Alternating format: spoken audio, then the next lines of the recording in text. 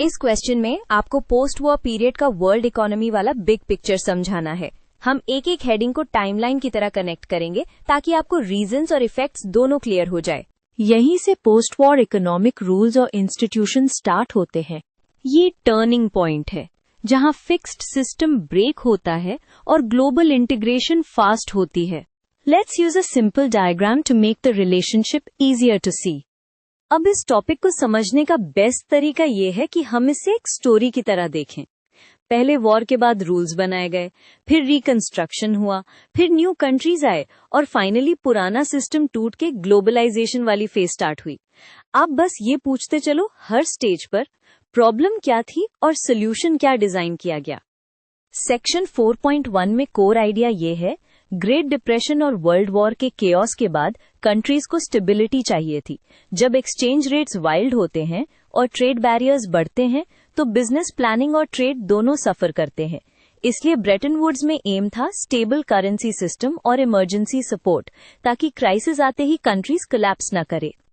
यहाँ 3 चीजें याद रखो। पहली, आईएमएफ का role short term balance of payment support देना ताकि टेम्पररी डेफिसिट्स को हैंडल किया जा सके। दूसरी, वर्ल्ड बैंक का फोकस लॉन्ग टर्म रिकंस्ट्रक्शन और डेवलपमेंट फाइनेंसिंग। तीसरी, ट्रेड को रीओपन करने की डायरेक्शन जिससे प्रोटेक्शनिज्म रिपीट ना हो। स्टूडेंट अक्सर सिर्फ इंस्टीट्यूशंस के नाम लिख देता है, पर एग्जामिनर को वाई चाहिए। इनको बनाया ही इसीलिए गया क्योंकि मार्केट्स अकेला स्टेबिलिटी गारंटी नहीं कर रहे थे। अब 4.2 में हम ग्राउंड रियलिटी देखते हैं।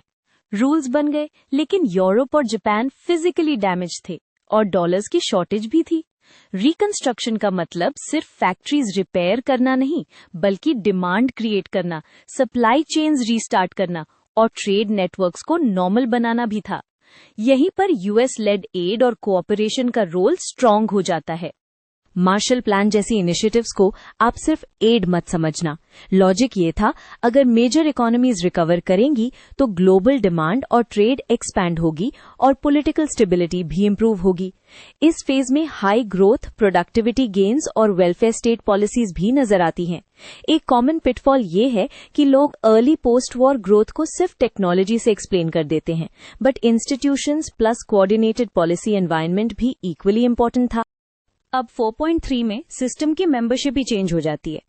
डीकोलोनाइजेशन का मतलब था dozens of new independent states entering global economy, but उनके स्टार्टिंग कंडीशंस डिफरेंट थे। कैपिटल शॉर्टेज, कमोडिटी डिपेंडेंस और डेवलपमेंट नीड्स। तो ग्लोबल इकोनॉमिक डिबेट्स भी शिफ्ट होते हैं। ट्रेड टर्म्स, डेवलपमेंट फाइनेंस और पॉलिसी स्पेस जैसे इश्यूज सेंट्रल बन जाते हैं। यहाँ आप एग्जाम्पल्स की लैंग्वेज यूज कर सकते हो। Import substitution, industrialisation, state led planning और calls for a new international economic order. Point ये नहीं कि सब कंट्रीज ने सेम पॉलिसी चूज की। पॉइंट ये है कि post war institutions initially advanced economies की नीड्स के अराउंड बिल्ड थे और डीकोलोनाइजेशन के बाद प्रेशर आया उनको मोर इंक्लूसिव बनाने का। आप एक लाइन में इम्पैक्ट लिख दो, ग्लोबल ट्रेड और डेवलपमेंट इंस्टीट्यूशंस की प्रायोरिटीज वाइडन हो गई। अब 4.4 में सबसे इंपॉर्टेंट लॉजिक चेन है। ब्रेटन वुड्स का फिक्स्ड एक्सचेंज रेट सिस्टम तब तक स्मूथ चलता है जब तक यूएस डॉलर पर ट्रस्ट और उसकी इकोनॉमिक डिसिप्लिन स्ट्रांग रहे। जैसे ही यूएस डेफिसिट्स, इन्फ्लेशन और ग्लोबल कैपिटल फ्लोज ग्रो करते गए, फिक्स्ड रेट्स को मेंटेन करना हार्डर होता गया। सो सिस्टम का ब्रेकडाउन एक सिंगल इवेंट नहीं, एक बिल्डअप था। निक्सन शॉक के बाद डॉलर गोल्ड लिंक वीकन हुआ और सून मेजर करेंसीज फ्लोट करने लगी। फ्लोटिंग रेट्स का मतलब मार्केट ड्रिवन एक्सचेंज रेट्स, जिससे अनसर्टेनिटी बढ़ सकती है बट फ्लेक्सिबिलिटी भी मिलती है। इसी के साथ फाइनेंशियल लिबरलाइजेशन, मल्टीनेशनल फर्म्स और ट्रेड एक्सपेंशन एक्सेलरेट होता है, जिसे हम ग्लोबलाइजेशन की बिगिनिंग बोलते हैं। ध्यान रहे, ग्लोबलाइजेशन का मतलब सिर्फ ट्रेड नहीं, फाइनेंस, प्रोडक्शन नेटवर्क्स और पॉलिसी चेंजेस सब इंक्लूडेड होते हैं। चलो इसको एक नीट कंक्लूजन में बंद देते हैं।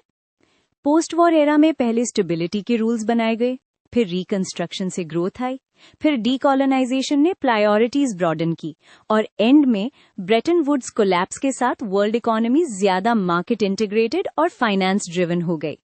अगर आप आंसर लिख रहे हो तो हर हेडिंग के एंड पर एक इम्पैक्ट लाइन जरूर ऐड करो ताकि एग्जामिनर को क्लियर कॉज एंड इफेक्ट दिखे।